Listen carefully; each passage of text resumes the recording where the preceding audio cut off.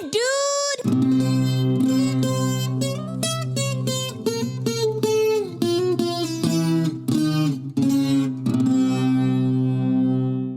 What up, everybody? What is good? Welcome to the Damn Dude Podcast. Damn, dude. Okay, let me take these teeth out. I had some vampire teeth in.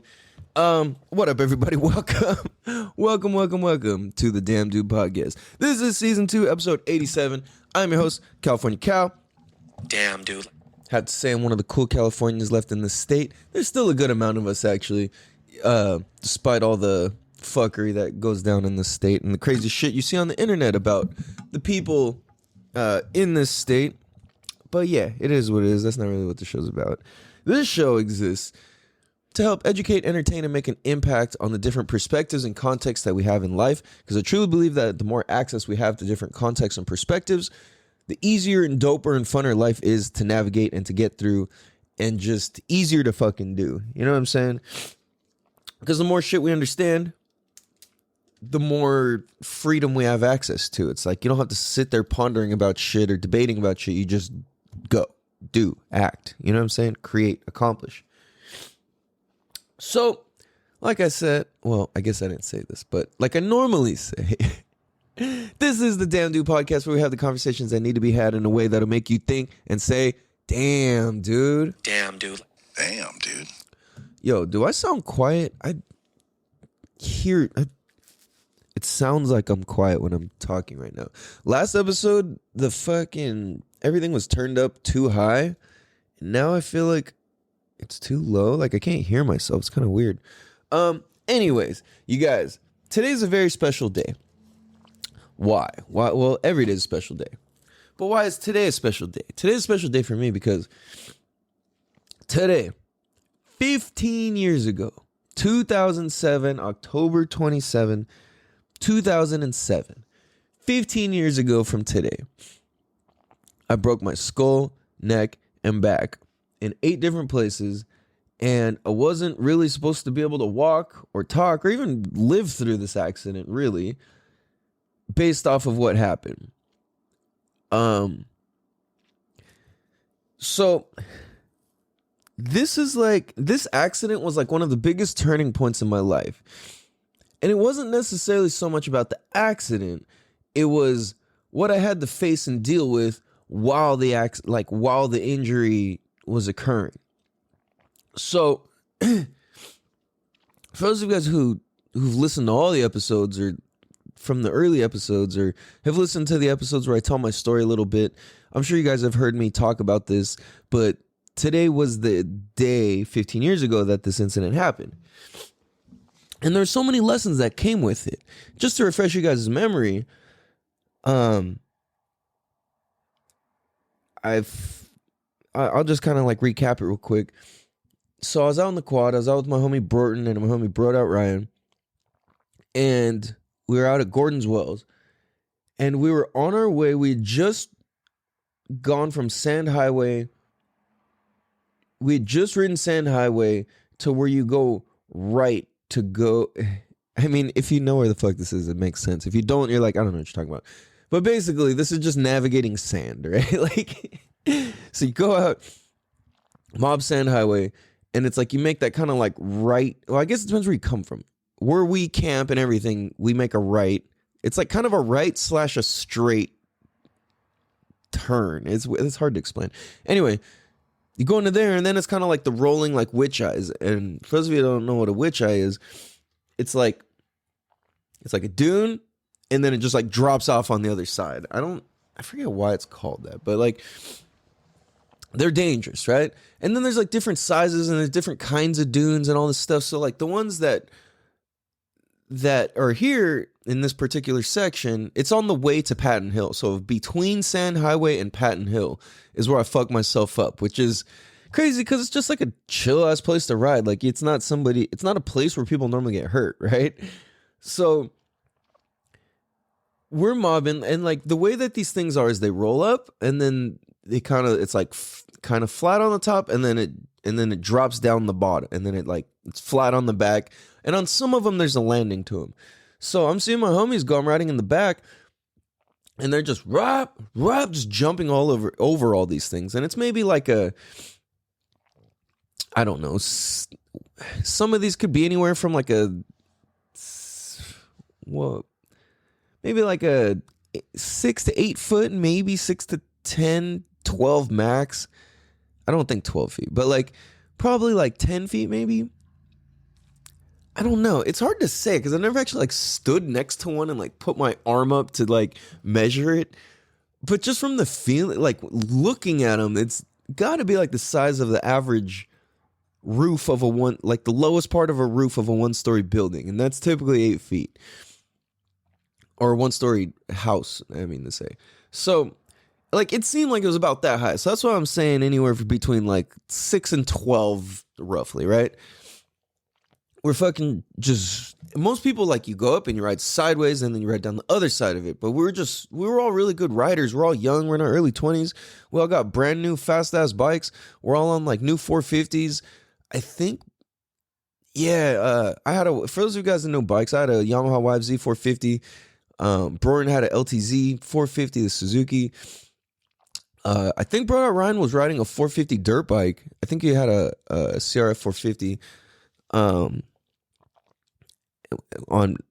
don't remember if he had a paddle or not, but I don't know. We were out there mobbing, and we're jumping these things, and there was one of them that just had this weird hump before it.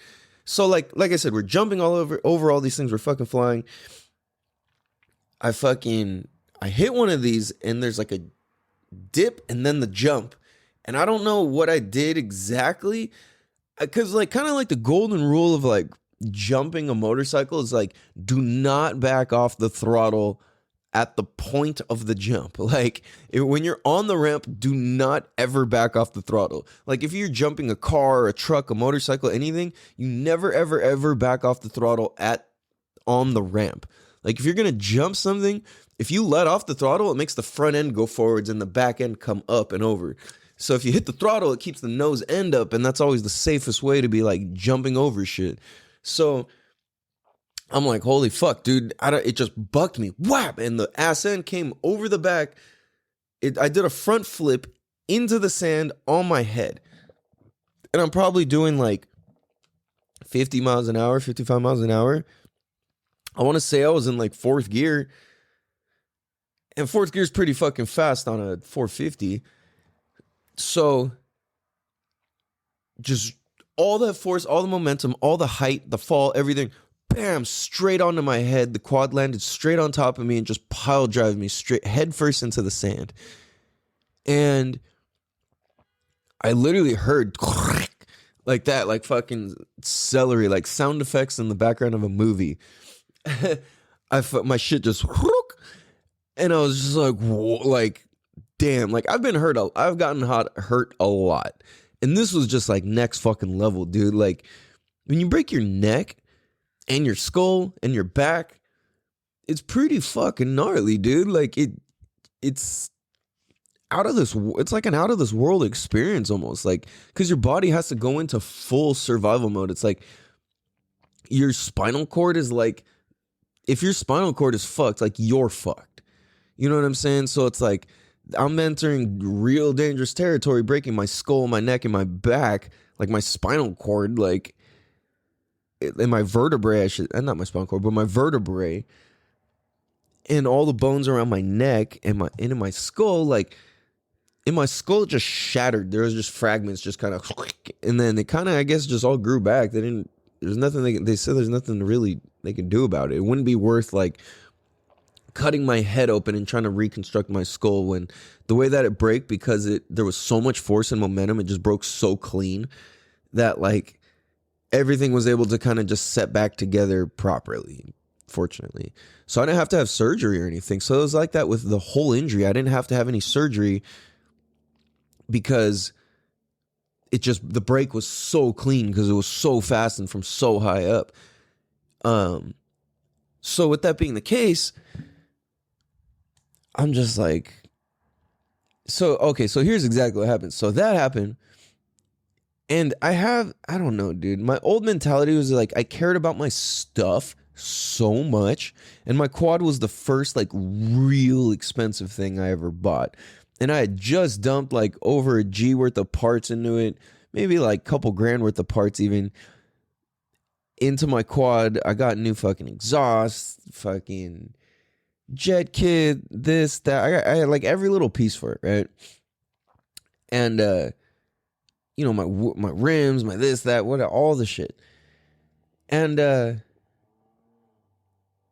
so I crashed. I crushed my fucking skull, neck, and back.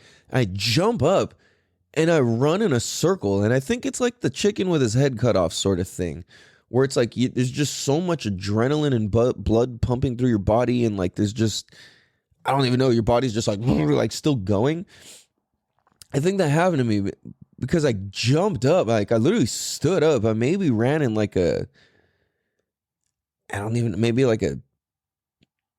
I maybe ran like 10 to 20 feet in a circle.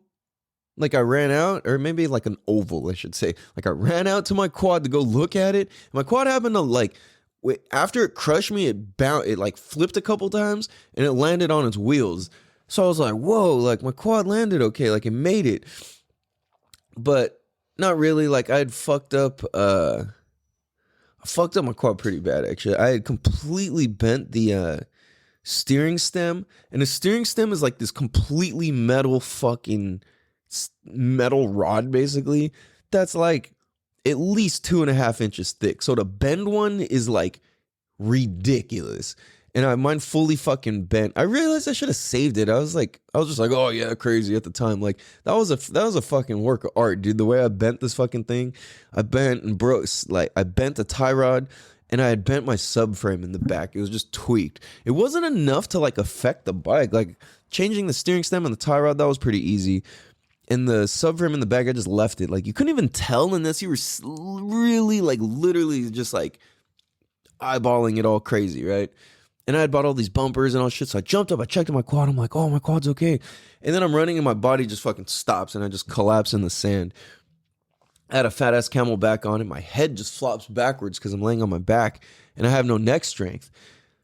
So it just feels like I'm like dying. Like it's like making my entire body like short circuit. Like I can't feel it and stuff because there's just pressure on my spinal cord, I guess.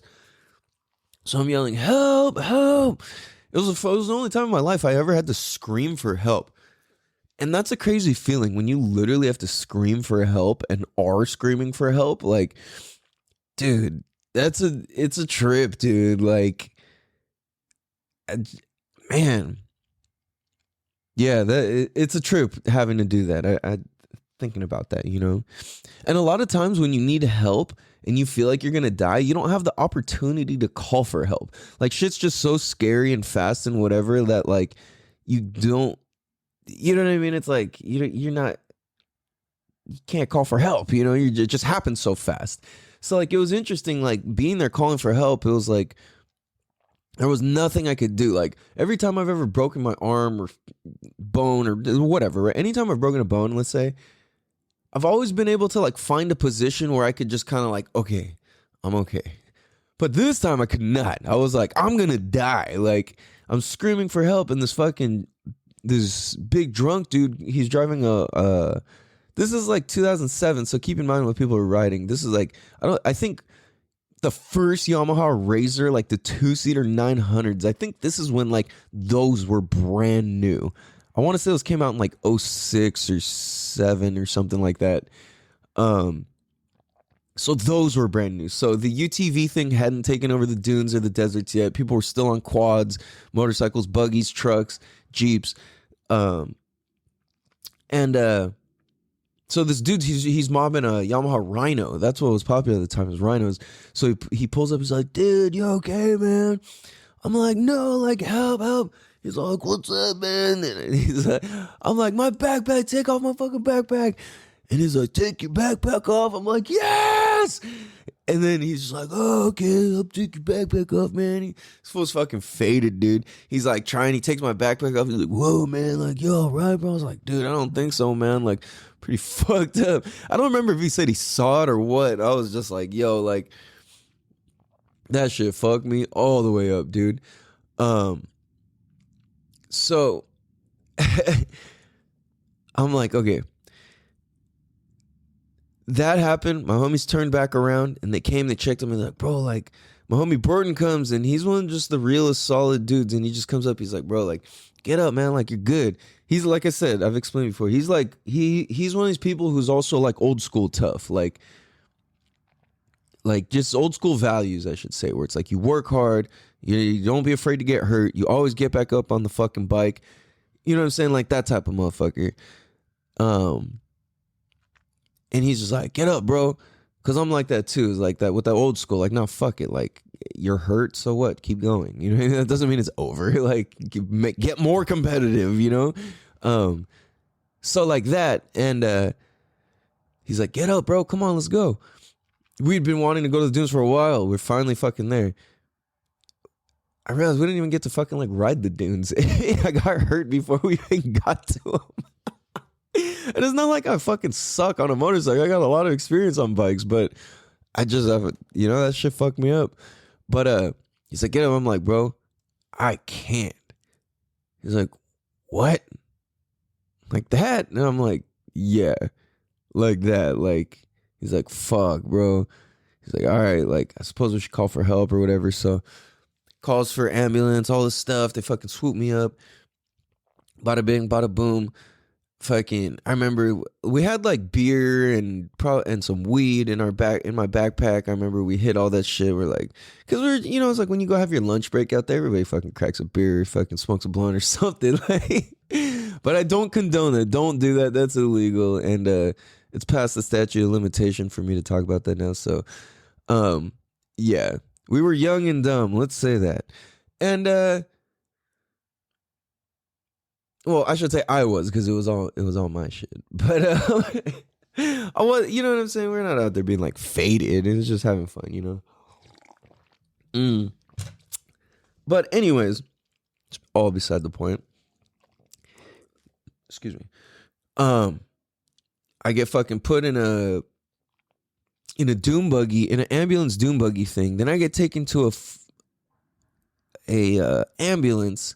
So I take a dune buggy ride on a stretcher board with a neck brace. Then I take an ambulance ride, and then I go to the hospital in Arizona, in Yuma. And then they're like, we don't know what the fuck to do with you. So they put me on a helicopter, butt-ass naked, fly me back to San Diego UCSD Medical Center, and then they take care of me there.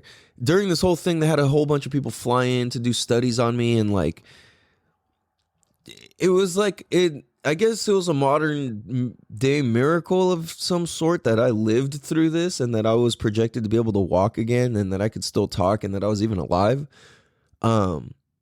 They literally were like flying in students and different doctors from all over the fucking country and state to be like, look at this guy. Like, you're never going to see anything like this again. This is absolutely like unique and crazy, right? So I'm just like, all right. So anyways, fast forward a little bit. I remember going home. I go home like, just like, I think I got home on Halloween, if I'm not mistaken. I was only in the hospital for like 3 days or 3 or 4 days. And I started fucking, in the middle of the night, I started getting up and I would sneak and walk to the bathroom. And they kept telling me, don't move, you could die, blah, blah, blah. And I was like, nah, man. Like, I had that Tupac inspiration in the back of my head to where I just had this knowing where I'm not gonna die, and if I do die, I'll fucking die trying. Like, you know what I'm saying? Like, I'm willing to die. Like, I'm willing to die trying. You know what I'm saying? And I think that's one thing I've learned about myself is like, I've got a lot of grit. I'm a gritty motherfucker. Like, I will grit shit out, and a lot of it has to do with my mentality. You know what I'm saying? It's not that I'm fucking stronger than anybody or this or that. It's just that I won't give up. And that's something I'm really learning about myself, and is very evident, is like, dude, fuck giving up. Keep going. Force yourself to walk. Get the fuck back up. Like, you can do this shit. For those of you guys who've seen that King of the Hill episode where Peggy falls out of the fucking airplane and her parachute doesn't open, and she's like, she breaks her whole body and she's in a whole body cast, and And then like I think that was the season ender, and then the next season begins with her like all fucked up in the body cast, and Cotton Hill, Hank's dad, is like, Hank's wife, you're gonna get up, you're gonna do this, you're gonna walk. And or first he was just like, I don't know, but that was basically it. Like I had to like Cotton Hill myself, where I was like, you're gonna get up, you're gonna do this shit. Like, you're not gonna fucking let life just punk you. Like, you still have more life to live. And I just kept believing that I could fucking walk, and I kept feeling feelings in my toes. I kept feeling into my toes, into my feet, into my legs, because there was times where they wasn't there, especially in the very beginning of it. Like when I first had the accident, I couldn't wiggle my toes. I was laying there and I'm like, come on, toes. And I'm like trying over and over and over and over and over and over and over. And then finally they went ping, ping, and then they wiggled. And then I went like feet, ankles, calves, knees, thighs, fucking dick, balls, like everything. Like, making sure I could just feel everything, my back, my stomach. And I'm just like, holy fuck, like I'm alive. Holy fuck. And I can feel my body again. And from there, I'm like, I refuse to not be able to walk. And I don't know how much of this has to do with my will and my determination and my knowing that I'm going to get better. I will walk. I will keep going. I will keep living. Like, to have that, I believe there's some power to that, because had I believed I couldn't walk again, had I taken on that perspective, would I be in a wheelchair from there forward? I mean, yes, there is physicality to all this stuff. But in that moment where I couldn't feel my toes and I started thinking about what it felt like to feel toes, like to be able to feel the sensation of my own toes, that's like another level. That's like some different shit. And I was like, there's some magical, godly, spiritual power, something supernatural about this. I don't know how to explain it, but there's something magical about what the fuck happened. So as you guys know, at the same time while I had my broken neck, my two best friends got murdered. Right around that exact same time. My ex of 5.5 years got pregnant by somebody else, cheated on me, got pregnant by someone else. I got fired from my job and I dropped out of firefighter school. And then when I come home on Halloween, all my friends are fucking going out to go party and I'm fucking staying out at home. And they all come over to see me and say what's up and whatever. And my house is always like the cool place to go to, because my parents are cool and this and that. And my house is always just chill as fuck. And everybody stops by because it's just kind of like the central meeting place for the most part. And then everyone's like, oh yeah, blah, blah, cool, it's so cool. Nobody meant to do any harm. Everybody had good intentions. But all of a sudden, everybody starts leaving. And all of a sudden, it's like, I'm there by myself. And I'm like, fuck. This sucks. I think I'm 20 years old at the time. And I was just like, man.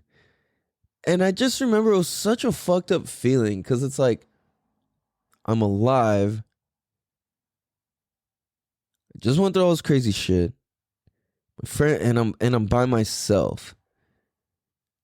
I'm all injured. I'm near dead. Fucking basically. I don't know what to do. My career's over. My work is over. My money's over. My relationship's over. My two best friends aren't here. Like, you know what I mean? It's like, what the fuck do I do? And that's kind of just been this common theme, is like, that was like a big thing I used to have to always work on, was like feeling abandoned. And for like certain things would trigger these crazy abandonment feelings and things with me. Like, I've grown from that a lot. Absolutely. Because I can go be by myself or fucking do whatever. It does not matter. Like, I actually really love being by myself. But I as much as I love spending quality time with dope people, right? But to me, it's no biggie. Like, I love being by myself. I could do it. I have no issue with it.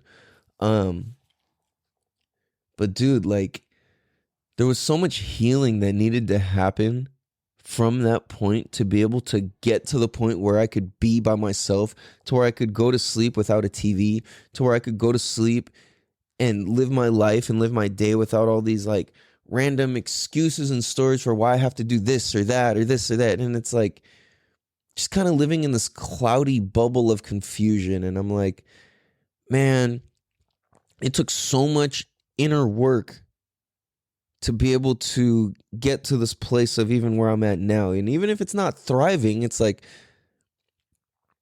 mentally all the shit that I've had thrown at me and that I've chosen to endure for myself, I know most people would have quit a long time ago. And I know most people aren't cut out for this. And I know most people cannot accomplish what I've accomplished up to this point. Even though it's like I don't have a lot to show for it, but kids' lives are saved and kids are alive and kids are living because of the work that I do.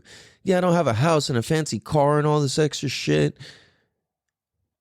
But you know what? Like I do good in this world, and I've done a lot of good in this world and in this community, and I'm going to continue to.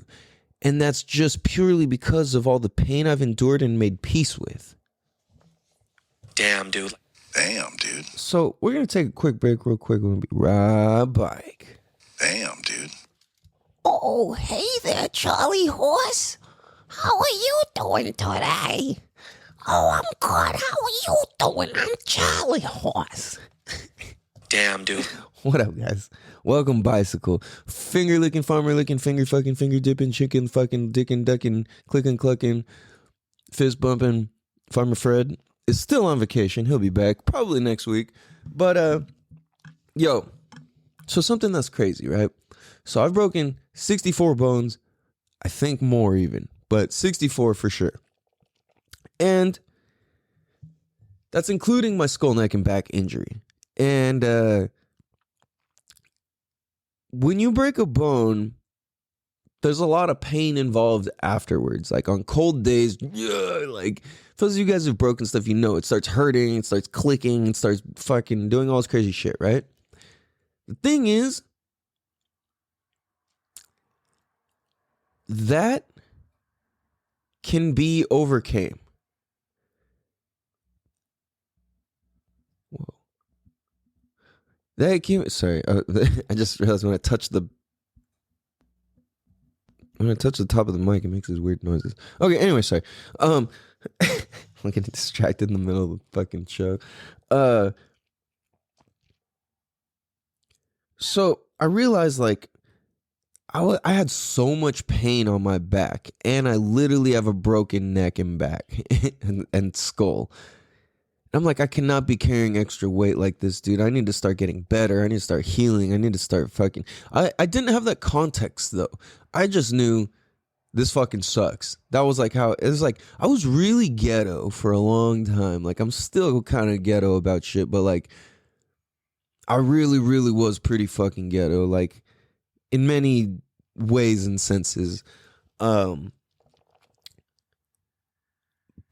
you know what I mean? Like... being stuck with your thoughts and circumstances is a hard thing to do, especially when there's nowhere you can go and nowhere to run. So I started learning that like I can start eradicating the physical pain in my body by healing the mental pain. Damn, dude. Damn, dude. And it's crazy because a lot of times people don't, it's like, especially in America, we disconnect the two things. It's very popular in like South America and other places where like plant medicines and natural things like that are more common and popular to have this understanding. But here in the States, we kind of have this way of throwing more. It's like if you have a physical ailment, we throw shit at it that makes it, that masks it, and makes your brain feel and think and your mood weirdly. And it kind of like puts these blinders over your mind. So what happens is like people get stuck on these things because like, oh, well, the pain's not there, but I'm also fucking brainless because I'm on these pills. And I think the difference, because I've gotten injured and gone and taken pills that they prescribed me and all that. And yeah, it would help the pain, but I would be a fucking monster. Like when I broke my neck, they gave me, like when I broke my skull, neck, and back, they gave me Oxycontin.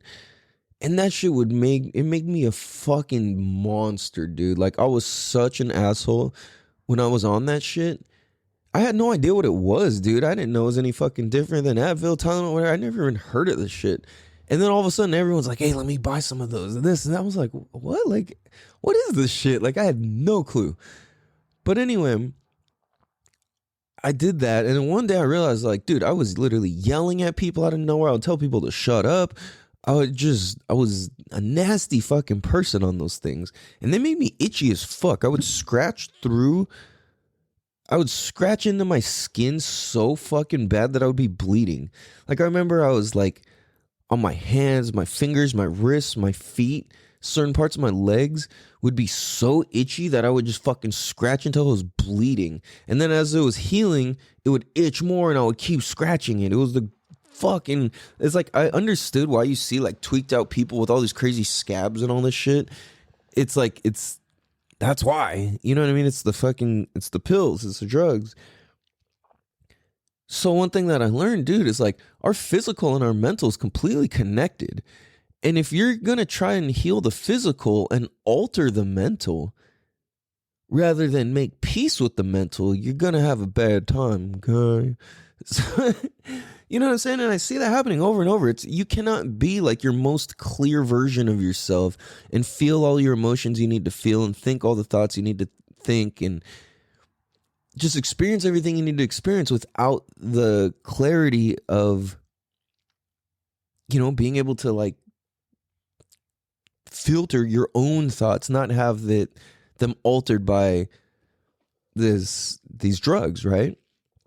So that's one thing that's popular in South America and other places where plant medicines are more natural and common, is that they go to work on the mental part of it all. And it's like, I believe that's what the point of like different plant medicines, like ayahuasca, psilocybin, marijuana in certain cases, different things like this, like they can be used as very powerful tools. I believe that plant medicines like this are ancient technology. And that it's like, why and how do you think that so many different people are able to go to the spiritual realm, to different spiritual realms, and document and recollect the same thing? How are there the same dragons in artwork in China and then there is in fucking Africa and England and fucking, like in Mexico? How do they all have the same shit? How do they all have the same images? You know what I mean? Like, well, fuck, I've been to this world and I've seen those same fucking images.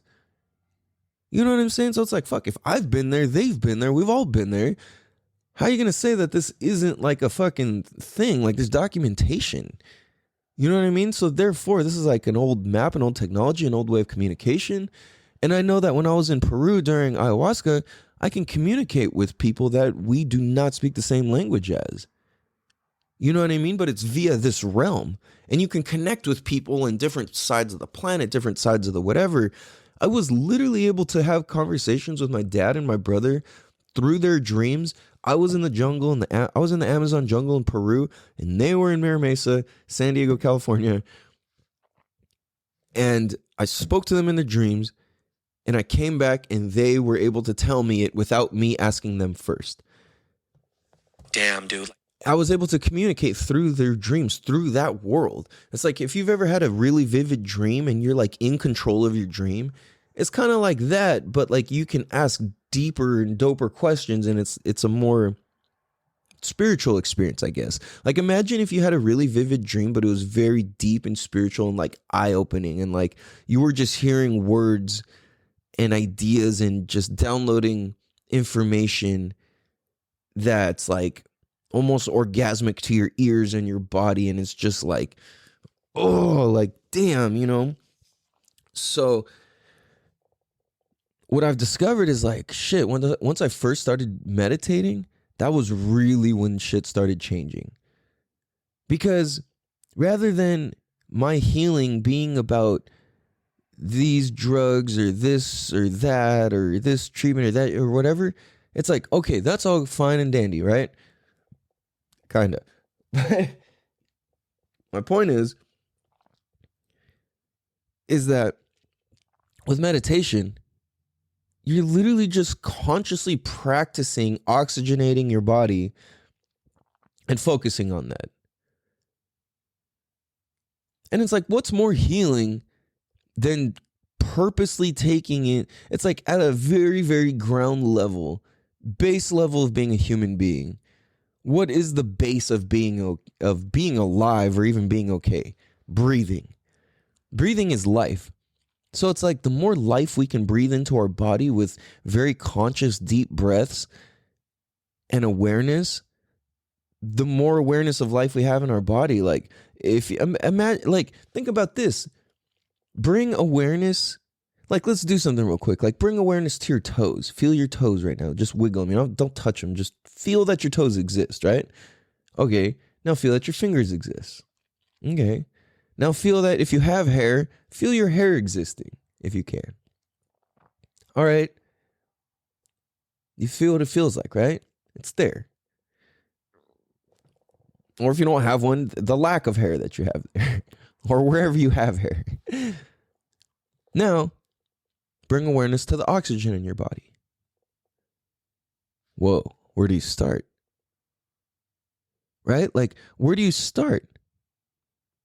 Well, you can pretty much start fucking anywhere in your body because oxygen exists throughout our entire body. So it's a trip to think about. It's like, well, all your blood cells and shit carry oxygen. I'm pretty sure. That's what all the shit, your blood, your veins, all this shit, right? Like, I don't know if I'm getting that exactly right. But my point is that, like, there's oxygen flowing through our body all the time. That's what keeps us alive. You take away our oxygen, we no longer have life. Think about, like, how a plant or a tree grows. It needs oxygen. And it's like a plant can heal itself just with oxygen and water. So if we can consciously take in oxygen and water to ourselves and just kind of like water ourselves, take care of ourselves like a plant at the very base level. I'm not saying to not do more, but I'm saying at the very, very, very minimal base level, like breathing and oxygen is the source of life. Even inside of water, there's oxygen. So it's like oxygen is basically a source of life, like one of the biggest sources of life for all beings. Even if you fucking live underwater, you know what I'm saying? You're a fish or whatever. Like, you still, oxygen shit is still going on, right? So once I learned to be able to breathe life and oxygen into my back, into my limbs, into my arms, and I could feel it not just through my breathing through my nose or through my breathing through my mouth or through the oxygen and air coming through my lungs or my windpipe or my fucking stomach, or, you know what I'm saying, or my chest. It's like you can take a breath from your chest, you can take a breath from your throat, you can take a breath from your stomach. Did I say that? You can take a breath from like your fucking like sacral area. You can fucking take a breath from the bottom of your feet. You know what I mean? And it's like when we do these things, they feel fucking good. That's why working out feels good. It's like you're delivering oxygen purposely throughout your body. So the more that we could do that, the more that we start healing. And that's been a big way that I've been able to heal my mental and my physical at the same time, is because when I'm also breathing oxygen and life into my thoughts and I'm sitting there thinking, I'm sitting there not necessarily thinking about my thoughts, but I'm sitting there being with them. And that's one thing I try to do is like when I go into meditation and if my brain is on fucking fire up, like I can quiet my mind pretty fucking good for the most part, just simply by focusing on the breathing in and out of my nose, purely just concentrating on what the breath feels like.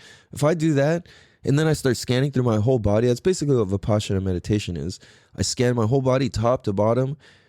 I kind of work away from the breathing in my nose and I let that become automatic. And then I just start scanning through my whole body, top to bottom, slowly feeling every single piece of my skull and face and nose and brain and inside and outside of my skin and bone structure and skeleton and all of that, right? So that's what I do, and like it allows my brain to just click, it just turns off. It was never like that before, and it's not always like that. Sometimes my brain's just thinking fucking everything, right? It's like it can go from anything, you know what I mean? Like when you're sitting there and your mind is on monkey mode, it's like, oh, I gotta pay this bill. Oh, fuck, I'm hungry. Oh, fuck, I'm horny. Oh, fuck, I want to go jet skiing. Oh, fuck, I want to go on a vacation. Oh, fuck, I need to go talk to this person. Oh, fuck, I need to do this. And it's like your brain just does whatever the fuck, right? It starts imagining, thinking, going here, there, whatever. But the thing is, I think that that's good to do, is like sit and just observe what the fuck your brain does and really realize how in or out of control you are of your own mind. You know what I mean? And I think practicing breathing and breathing techniques and bringing awareness to your breathing and breath control is like, it's game. You know what I mean? It's like cleaning your insides is how I feel. You know what I mean? It's like ionizing the fucking inside of yourself or whatever the fuck. I don't know. You know what I'm saying? It's just like some sort of like purifying yourself. Kind of like scanning and going through your whole body and like being with your body pains. Like when I would just work on identifying, and this was just what I learned, I would identify my body pain as different, like as what type, as an earthly element. So I would say, okay, this type of pain is more like a fiery pain. This is more like a fucking like a, I don't know, like I'm fucking sitting on a rock. This is more of like a fucking like, you know, I was just trying to think of in terms of the elements, because it was like when you can say, oh damn, this is kind of like a fiery ass pain, you can just kind of breathe different life into it. Or, you know, I'm not explaining it very well, I realize, but like, or that example very well, but I think you get the idea. You know, it's like kind of putting a very objective label to it that's of nature. And then it just makes more sense all of a sudden, because then you tap into the nature that you are and you're like, oh, there's a fire element going on inside my fucking knee. You know, it's like, oh, okay, well, fuck.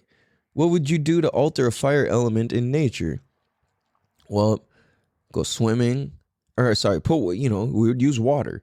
Well, shit. So if you think about it, to heal something like a fiery ass pain in your body, if your knees just like just fucking on fire, feeling like in the inside, and you go swimming, you practice stretching, you practice doing things that are airy and of water elements, it's just gonna naturally help. You know what I mean? And yeah, this is very just like simple shit. You know what I'm saying? But it's like, I think it's good to think this way, because then we can start healing the things that we think about and making more sense of them. Because if what's going on inside of you just reminds you of the way that a fucking rock sits somewhere, or what it feels like to get hit by a rock, it's a very like real lesson, and it's a very tangible lesson to be like, okay, this is very easy to understand. From a very young age, we understand if you get hit with something, it hurts. All right, well, identify the pain. What does it feel like? And I think we kind of forget to do that as we get older. And it's like, oh, well, it just kind of tingles. And most of the time, this is something I've learned kind of being somebody who participates in a lot of extreme sports and works with a lot of kids and has my own kids and stuff, is that, and even with adults, because I work with adults who are afraid of the water, majority of people are afraid of things because they don't know how to breathe correctly. It's so interesting how many times people stop short or aren't capable of doing something because they just stop breathing and they hold their breath. And every time we hold our breath, we're going to create anxiety and our nerves are going to fucking start firing up, and all of that's going to happen.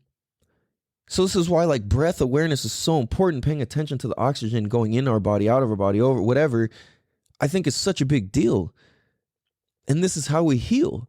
It's like, if you're going to go talk to the fucking hot girl you got a crush on, whatever, you better go take some big fucking breaths before you walk up. If you walk up like, hey, would you be interested in going out? Unless she's already fucking into you, that's not, you know what I mean? Nah, that's not going to work. But if you're breathing like, Hey, would you be interested in going out sometime? You know, it's like, just listen to the tone. Like, would you be interested in going out? It's like, dude, like, you just come off as such a complete different human being if you're breathing and doing something or not. And a lot of times it's that simple. But I know what my point was. I kind of got sidetracked. Was most of the time when people get hurt, all they are is afraid. The reason people act disabled when they get hurt is because they're so scared and they don't even know what they're scared of. Like, look at that. Next time you see somebody get hurt and you kind of address it as if they're afraid of something, like addressing the fear rather than the injury itself. Most of the time, if you can work somebody through that fear, they just stop crying, especially kids. That's why, like, whenever I see kids fall and get hurt, I go, "Oh, that was a nice fall, man. You're probably so much tougher now, huh?" And then they look and, like, instead of trying to cry and look for like, they're like, "Yeah." And then the kid just gets up and they don't fucking bitch about it. You know what I mean? But a lot of people, parents will put the fear on their kids, and that's where kids learn this shit. They go, "Oh my God, no, you're gonna get hurt." And then what happens? You got hurt. And that means, "Oh my God, I got hurt. Oh my God, I got hurt." Boom. Fear was just transferred on. That's why, as people, if you're around kids and you relate to them as like, "Dude, nice fall. That was sick as fuck." Like, I mean, you probably shouldn't say that. But nice fall. That was dope. You know, like, cool fall. Man, you're so much tougher now, huh? Like, let me hear you scream. Roar. Yeah, now you got battle wounds. You're tough now. You know, whatever the context is, you know? It's like, whoa, are you turning into a princess now? Is this your transformation? You're breaking out of your old younger self into your new version of a princess? Like when a crab or when a lobster goes and finds a new shell? Wow, like when a caterpillar turns into a butterfly? Wow. Hype. You know what I'm saying? Like, a little girl's going to be hyped after that. So it's like, it's not even about the pain. It's more about the fear of it. And why I started talking about the breathing thing is because the fear, when we're afraid, we stop breathing. We hold our breath almost every single fucking time. And that's what makes being scared so scary. Hold your breath. Oh my God. That's not, you know what I'm saying? You lost the control of your breath. You know what I'm saying? So this is why I think practicing meditation and shit where you engage in your breathing on purpose is so good for us. And we need to do that shit. Cause how we do that. No, but with that being said, I got a little announcement. I actually just wrote my fucking first kids book last night. Had a little help from some psilocybes, and it was a beautiful, beautiful journey. I learned so fucking much. I haven't quite interpreted it all yet, so I will do that and probably share. But more so, I got to get this shit out. I realized I have a special gift, and I need to tap into it. Because I'm a star in my own way. And I at the same time, I'm a regular motherfucker. This is just like my own self-confidence or like what I've had people who love me see or say about me in certain instances. So I realized in order to honor the uniqueness that anybody sees in me and that I see in myself, I need to create my fucking legacy. I need these podcasts out. I need my books out. I've been wanting to write kids' books for so long. I've written down so many different ideas and characters and this and that. But now I finally got it. Like, I got the beginning. I got the first one. And then from there, it's just going to keep it's going to grow because I got the artists in mind. I'm going to have a talk with them. I wrote the whole fucking story. It's a short kids one, and then I'm going to do ones for older kids, and I'm going to keep going. And I've got extended versions and whatnot. But you guys are going to see it's going to all wrap together, and it's going to help. It's going to work towards helping families and helping people. Because that's what the fuck we need to do. You dig? So this handy little notebook that I bought right here, I literally just busted out and just fucking went crazy, dude. And it's going to go down. I think I'm going to carry this around with me and just fucking add. And I'm going to create this book and make it fucking happen, you guys. Yeah. So that's what it is. I think that doing this, it puts me on the right trajectory in life. I believe I'm on the right trajectory in life. I fucking suffered the most of my life. And I think that I don't believe that it's all for nothing. I believe that it's all to serve a purpose for me to learn how to be the type of person I need to be to help the type of people I want, not the type of people, to help the amount of people I want to help in the type of ways that I want to help people. And at the magnitude that I want to help people and can help people, and help myself and create a dope life for my kids, you know? So, I love you guys. I appreciate you guys. I gotta get ready for work. Go teach these babies. You dig? Appreciate you guys. I'm grateful to be alive. Can't believe it's been 15 years since the accident, all that. Blessing. I should say it's been a blessing.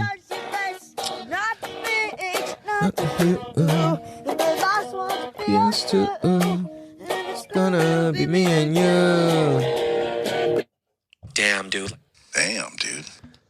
Yo, please be sure to tell a friend to tell a friend to tell your best friends, cousins, uncles, best friends, pig farming, Peggy Sue whistling, Winn-Dixie training, dog treat, mold making, author's best friends, dialogue content creator about the Damn Dude podcast.